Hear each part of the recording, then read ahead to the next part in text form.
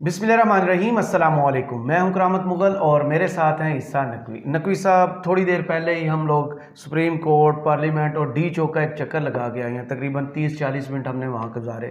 क्या कुछ आपने गैर मामूली देखा? और आज काफ़ी सारी डेवलपमेंट्स हैं, उन पर कैसे नज़र रखनी चाहिए? देखिए करामत मुगल साहब, 15 मई का जी आगाज़ हो चुका है, सुबह हो चुकी है जिस वक्त हम ये वीडियो रिकॉर्ड कर रहे हैं, और रात में 2 चक्कर लगे हमारे जी रेड जोन इस्लामाबाद। और कुछ मंजरनामा ज़रा सामने रख देते हैं कि इस वक्त ताज़ा तरीन सूरत हाल क्या है शहर इक़्तिदार में। कुछ डेवलपमेंट्स हो चुकी हैं, कुछ डेवलपमेंट्स होने वाली हैं। एक तो ये कि पहले ज़रा रेड जोन के हवाले से बात कर लेते हैं, शरई दस्तूर के हवाले से, और सुप्रीम कोर्ट के सामने जहाँ पर मौलाना फजलुर रहमान ने ये कॉल दी है कि वहाँ पर सुप्रीम कोर्ट के सामने धरना दिया जाएगा, एहतजाज होगा। हुकूमत की एग्जैक्टली प्लानिंग है क्या, सही गैर मामूली क्या हो रहा है? देखिए, जब हम गए तो बड़ी अचंभे की बात है, ये भी बड़ी गैर मामूली बात है कि होना तो ये चाहिए था कि जब जिस वक्त हम जा रहे थे, सरीना चौक जिसको कहा जाता है, सरीना वाली साइड से जब आप एंटर होते हैं शाराय दस्तूर की जानिब, तो वहाँ पर नाका मौजूद है, तो वहाँ पर तो पाबंदी होनी चाहिए थी। बहुत बड़ा गेट लगा हुआ है। गेट लग चुके हैं, अब वो बंद होना चाहिए था। वो रास्ता जो है इस्लामाबाद में दफ़ा 144 नाफिज है। लोगों के इकट्ठा होने के ऊपर किसी भी किस्म की का एहतजाजी मुजाहरा करने जैसे पर खान साहब की पाबंदी, पेशी वाले दिन हमने देखा था। बिल्कुल वो पाबंदी मौजूद है। इस्लामाबाद पुलिस, अच्छा इजाज़तनामा तो नहीं मिला, लेकिन शरई दस्तूर पर जो इम्पोर्टेंट इमारतें हैं, सबसे पहली बात तो ये कि डिप्लोमेटिक एनक्लेव जो है, जी जो दुनिया भर के सफारत खाने हैं, कुछ ज़ाहिर है कि डिप्लोमेटिक एनक्लेव के बाहर भी हैं, लेकिन जितनी भी मेन एम्बेसीज़ हैं वो शरई दस्तूर पर बिल्कुल मौजूद ऐसे ही है। है। यानी पूरी दुनिया की रिप्रेजेंटेशन जो पाकिस्तान में है वो वहाँ पर मौजूद होती है। सही। उसके सामने दफ्तर खारजा है।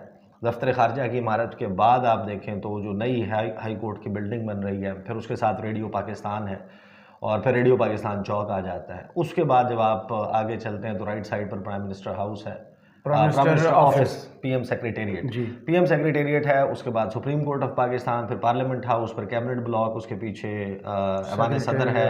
ऐवान सदर है, फिर पाक सेक्रेटेरिएट शुरू हो जाता है। वहीं से एक रास्ता जो है वो वज़ीर आज़म हाउस की तरफ जाता है। फिर जब लेफ्ट साइड पर देखते हैं तो वहाँ पर एफबीआर भी है, पार्लियामेंट लॉजेस हैं, इलेक्शन कमीशन ऑफ शरीयत पाकिस्तान की कोड इमारत है, है, साइंस फेडरल एंड शरीयत टेक्नोलॉजी की कोड, मिनिस्ट्री बिल्कुल है। ये सब कुछ वहाँ पर मौजूद है। बहुत अहम इमारतें हैं, और कोई गैर मामूली, कोई बहुत गैर मामूली चीज़ हमने नहीं देखी। जिस वक्त सही। हम 2 मरतबा गए हैं वहाँ पर, नॉर्मली जिस तरह गश्त हो रहा होता है वो भी नहीं हो रहा था। एक बात अपने जहन में रखें कि जो रेड जोन है इस वक्त और इस्लामाबाद है, वहाँ पर भी आर्टिकल 245 के तहत वफाकी हुकूमत अमन आमा की सूरत हाल को संभालने के लिए सिविल इंतज़ामिया की मदद के लिए फ़ौज बुला चुकी है। बिल्कुल वो ऐसे ही है। ऑलरेडी रेड जोन में मौजूद होते हैं, सही। लेकिन उनका जो रोल है वो थोड़ा सा डिफरेंट होता है, और अब जो है वो उनका रोल मुख्तलिफ है। अब उन्होंने लॉ एंड ऑर्डर मेंटेन भी करना है। मौलाना फजलुर रहमान जो है वो कहते हैं कि हमने सुप्रीम कोर्ट के सामने धरना देना है। अब सुप्रीम कोर्ट में पहले मैं आपको 5 इवेंट्स बता देता हूँ आज जो होने हैं। एक, सुबह 10 बजे जो है वो कौमी असम्बली का इजलास होने जा रहा है। 11 बजे की पीडीएम के धरने की कॉल है। बिल्कुल। उसके बाद 11:30 बजे काबीना का इजलास बुलाया गया है। सुप्रीम कोर्ट में समाअत होनी है 12 बजे, और 4 बजे पार्लियामेंट का मुश्तरका इजलास है। अब धरने का जो प्लान है उसको लूज रखा गया है। सही। कोई नहीं बताया गया कि जनाब धरना, यानी अब हम आ रहे हैं, हम एहतजाजी मुजाहिरा करेंगे, हम जलसा करेंगे, या हम धरना देंगे। धरना देंगे तो कितनी देर का देंगे, ये चीज़ें वो मौलाना फजलुर रहमान कहते हैं कि वो जिद पे रहो में वहाँ पर तय होंगी।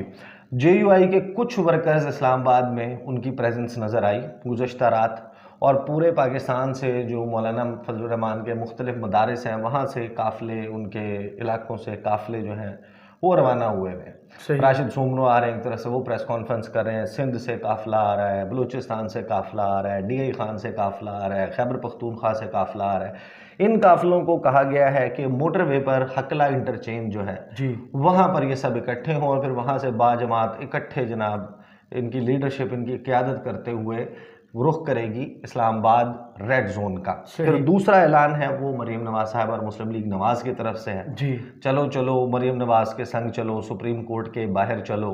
और उसमें जो 2 चीज़ें हमने, उसकी कुछ बैनर्स जो लगे हुए हैं उसकी तस्वीर भी उतारी थी। उसमें जनाब अदालती जानिबदारी के ख़िलाफ़ हक सच इंसाफ के लिए निकलो, ये बैनर्स हैं जो इस वक्त पूरे रावलपिंडी में मुख्तलिफ मकामात पर आवेज़ा किए गए हैं।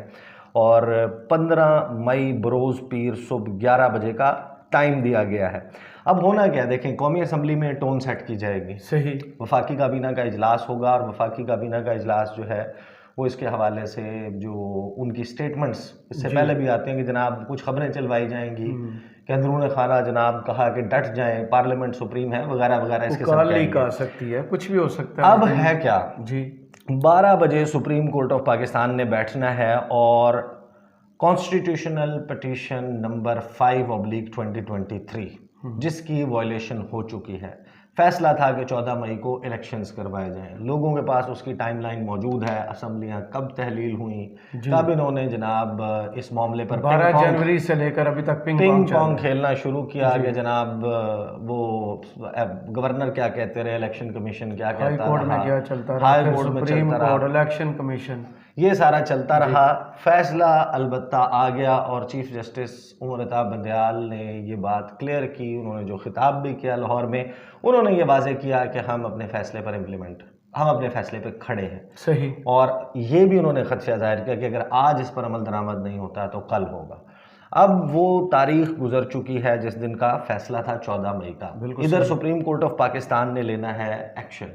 अब वो एक्शन सबको मालूम है कि क्या हो सकता है कि जिस वक्त सुप्रीम कोर्ट के फैसले के खिलाफ वर्जी होगी तो सुप्रीम कोर्ट क्या कर सकती है। सुप्रीम कोर्ट आर्टिकल 204 के तहत तौहीन अदालत की कार्रवाई करेगी। बिल्कुल सही। इलेक्शन कमीशन ऑफ पाकिस्तान जो कुछ करता रहा, किस किस ने इसमें रोड़े अटकाए, गवर्नर स्टेट बैंक का कोई किरदार है या नहीं, AGPR का कोई किरदार है कि नहीं, वजारत ख़जाना का किरदार है कि नहीं, काबीना का इसमें क्या रोल रहा, काबीना को हेड करते हैं, चेयर करते हैं प्राइम मिनिस्टर, उन्होंने क्या किया, पार्लियामेंट में जो कार्रवाई हुई उसमें किस किस्म की गुफ्तगू की गई, कौन कौन सी प्रेस कॉन्फ्रेंसेस टॉक शोज़ करके अदलिया के ऊपर क्या क्या हमले किए गए, ये सारा मंजरनामा अदालत के सामने मौजूद होगा। और अदालत ने 21 अरब रुपए फंड्स ना देने पर, सिक्योरिटी फराहम ना करने पर, इलेक्शन कमीशन के साथ इलेक्शन करवाने के लिए ताउन ना करने के ऊपर डिसाइसिव एक्शन लेना, बिल्कुल उसका आगाज़ होना है आज। और उसी को स्ट्रेटजिकली भांपते हुए इस धरने का ऐलान किया गया है। जो अब मेरी अंडरस्टैंडिंग है, जो गुफ्तगू आई है वो ज़रा गुफ्तगू देख लें।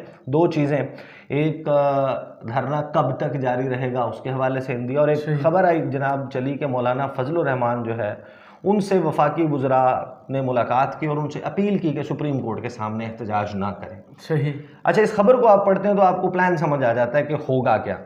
वफाकी वज़ीर ख़जाना इसहाक डार और वज़ीर दाखिला राना सनाउल्लाह ने PDM के सरबराह मौलाना फजलुर रहमान से मुलाकात की और उनसे सुप्रीम कोर्ट के बाहर एहतजाज ना करने की अपील की। इसहाक डार का कहना था कि कुछ रोज़ कबल भी मुल्क में हालात ख़राब हुए, लिहाजा वफाकी हुकूमत चाहती है PDM D चौक पर एहतजाज करे। अब जब हम आए थे, आपको याद होगा कि एक तो गैर मामूली चीज़ ये थी कि जिस तरीके से सिक्योरिटी होनी चाहिए थी वो आपको नज़र नहीं आई। वाहिद एक मकाम आपको नज़र आता है D चौक, जी, जहाँ पर D चौक से जो शाराए दस्तूर की तरफ रास्ता जाता है उसको कंटेनर्स की डबल लेयर लगाकर बंद किया गया। बिल्कुल वहीं पर मीडिया की DSNGs मौजूद हैं और ये उसी दिन से बंद है जिस दिन खान साहब आए थे। मैं खुद जब गुजरने लगा था तो यहाँ से आंसू गैस के शल फेंके गए जी, ये उस वक्त से बंद है। यही एक गैर मामूली चीज़ है। इसके अलावा जो है वो आपको रावी चैन ही चैन लिखता नज़र आता है। एक थोड़ी सी खामोशी कह सकते हैं कि निस्बतन ज़्यादा है, लेकिन क्योंकि इतवार और पीर की दरमियानी रात थी तो कोई बहुत ज़्यादा हसल बसल आपको रात के वक्त नज़र नहीं आती इन रोड्स पर। अब वफाकी वज़रा की अपील पर मौलाना फजलुर रहमान का कहना था कि हम ऐलान कर चुके हैं, फैसला अब अवाम की अदालत में होगा। मुल्क भर से काफ़िले इस्लामाबाद की जानिब रवाना हो चुके।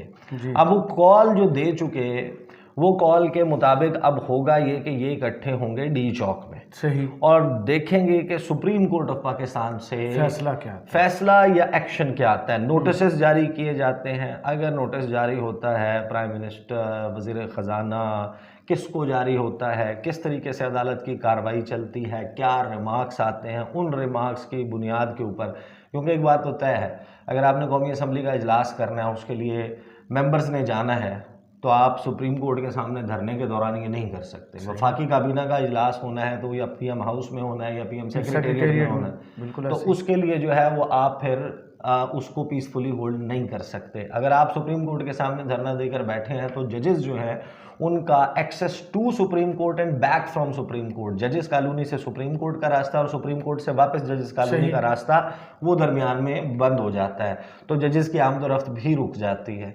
इसी तरह जो पार्लियामेंट का मुश्तरका इजलास है उसमें भी यही मसला सामने आएगा। तो ये बात तय है कि अब इससे इन डेवलपमेंट से वाज़ेह ये होता है कि मौलाना के आएंगे, बैठ जाएंगे, तकारीर शुरू हो जाएंगी, राशिद सुमरो जो है वो तकरीर करेंगे, मौलाना फजलुर रहमान, फिर साथ में पीपल्स पार्टी जो है वो भी कहेगी कि हम भी ज़रा मरियम भी उंगली कटा के शहीदों में अपना लहू शामिल वो जो है वो नाम लिखवा लें, और मरीम नवाज़ होंगी, नून लीग के लोग जो है उनकी प्रेजेंस आपको नज़र आएगी। पीपल्स पार्टी की आपको बिल्कुल मामूली, शायद उनका सिर्फ रिप्रेजेंटेशन जो है हुसैन बुहारी साहब, हाँ वो सेकंड ईयर, बिलावल आते हैं या नहीं, this is going to be very important कि वो क्या करते हैं। वैसे एक चीज़ बताएं, मौलाना फजलुर रहमान का स्टेक क्या है पंजाब इलेक्शंस में? पंजाब इलेक्शंस में नहीं, उनका स्टेक उसमें है जहाँ पर उनका बेसिकली पत्ता साफ हो गया ना। देखें खैबर पख्तूनख्वा में, और वो आपने नोट किया होगा कि कभी मौलाना फजलुर रहमान के किसी कारकुन ने कहा कि अगला वज़ीर आज़म मौलाना फजलुर रहमान होगा? नहीं, उनको पता है कि वो उनकी जो गेम है ना, मैं सोचने उनकी गेम है सिस्टम में, कि सिस्टम में जगह बना के मौलाना फजलुर रहमान, पंजाब मौलाना फजलुर रहमान, मौलाना साहब आपका कहाँ जाके लिंक बनता है? पंजाब में आपने इलेक्शन ही लड़े, मौलाना फजलुर रहमान, मौलाना फजलुर रहमान का 2018 से मौलाना फजलुर रहमान का जो इक़्तिदार से बाहर रहने का पीरियड है ना, वो 2018 से 2022 की अप्रैल तक का है। उसके अलावा मौलाना फजलुर रहमान हमेशा इक़्तिदार रहे हैं, तो वो जो अब है वो जाहिर है कि उनका स्टेक यही है कि उन्होंने इक़्तिदार में कायम रहना है। बिल्कुल, इलेक्शंस ना हो तो इक़्तिदार कायम रहता है, तो उसके लिए उनकी तगदो है और कोशिश है। पीडीएम को भी तो अच्छा, मौलाना ने कहा कि जनाब कारकुन एक गमला या पौधा भी नहीं तोड़ेंगे, ये उन्होंने कहा सुप्रीम कोर्ट के बाहर जो है वो धरने के हवाले से अभी तक वो बरकरार है। अब अता तारड़ जो है ना वो इस हवाले से कह रहे हैं कि चीफ जस्टिस के मुस्ताफ़ी होने तक पीडीएम का धरना बरकरार रहेगा। माशाअल्लाह। नाउ दिस कम्स, अब इसका मतलब ये है कि ये अता तारड़ जो हैं वो वज़ीर आज़म के मुआविन ख़ुसूसी हैं, और वो ये कहते हैं कि हम उस वक्त तक अपना धरना जारी रखेंगे जब तक चीफ जस्टिस उमर बंदयाल मुस्ताफ़ी नहीं होते, और फजलुर रहमान साहब जो हुक्म करेंगे हम बजा लाएंगे। उनकी जमात बहुत मुनज़्ज़म है, डिसिप्लिन की पाबंद है, कल शरपसंद नासिर हुए तो उनकी शनाख्त कर ली जाएगी। पीडीएम का धरना जो है वो मुस्ताफ़ी होने तक जारी रहेगा। पीटीआई के हक़ में फ़ैसले दिए जाते हैं, हमने तमाम इंतज़ामात कर लिए हैं, और इससे आपको ये समझ आ जाती है कि इनका रब्ता नहीं हुआ इसहाक डार और राना सनाउल्लाह से जो कह रहे हैं डी चौक पे करें? नहीं, सब राब्ता हुआ है। अच्छा। इनका राब्ता सब हुआ है, ये सब कुछ जो है वो मौजूद है। ये जो मुस्ताफ़ी होने की बात है, दिस इज़ सीरियस।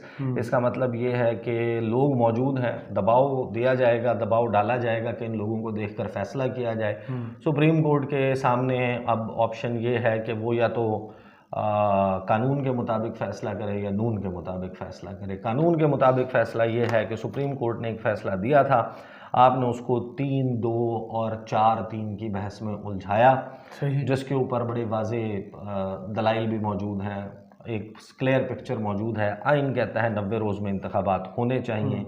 ये 90 रोज़ क्या, इसके बाद भी करवाने पे राजी नहीं है। चीफ जस्टिस साहब वाज़ेह तौर पे कह सकें, अगर तो आज का इतराज़ होता तो रिव्यू में आती। आपने सब पे हाँ किया ना, खामोशी भी तो नहीं, रजामंदी है। बिल्कुल ऐसा ही है। तो अब जो है वो करामत मुगल साहब बड़ा इवेंटफुल डे है, बिल्कुल ऐसे आज जो है वो मामलात कैसे अनफोल्ड होते हैं। सही, बहुत शुक्रिया ईसा नकवी आपके तज़किये का। कमेंट्स बॉक्स में ज़रूर बताइएगा ये वीडियो आपको कैसी लगी। इजाज़त दीजिए, अल्लाह हाफ़िज़।